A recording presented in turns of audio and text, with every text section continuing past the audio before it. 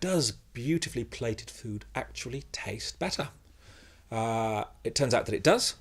And so we've done experiments often with salad, because everyone's trying to get people to eat more of the stuff.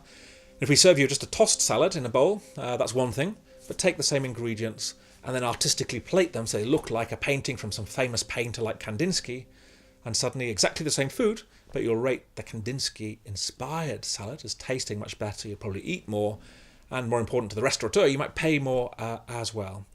And now we're going through a whole range of sort of artistic principles to see what makes food look better and hence more enjoyable to eat. And one that we've been working on currently is we see lots of chefs, very high-end chefs, doing asymmetric plating. They kind of push all the food just to one side of the plate or the other and leave half the plate blank. And that seems to be all wrong from principles of visual arts. You say painting should be balanced and harmonious to be attractive. These chefs are doing something very different. You ask them, why are you doing that? Why are you putting all the food on one side of the plate? And they say, I don't know, just I saw somebody else doing it. I thought it looked cool or something.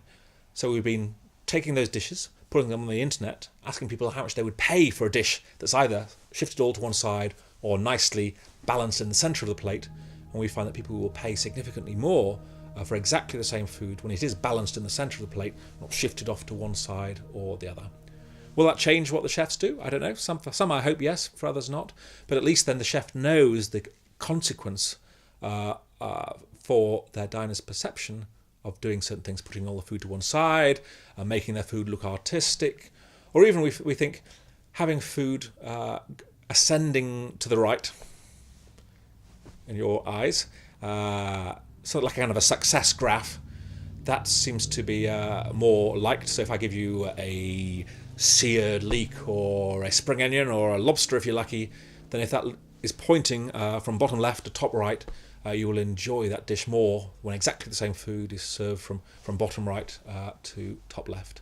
I think there are more principles to be discovered, but it's a really nice interplay between the creativity of the chefs making these beautiful foods, the creativity of the baristas doing all the wonderful latte art on top of a cup of coffee. That too makes things taste better. Taking those culinary insights and artistry and using our scientific kind of measurement techniques in order to say, does it really matter? Are you doing the best you could? Or is there something better out there that will take your great tasting food and allow people to appreciate it even more?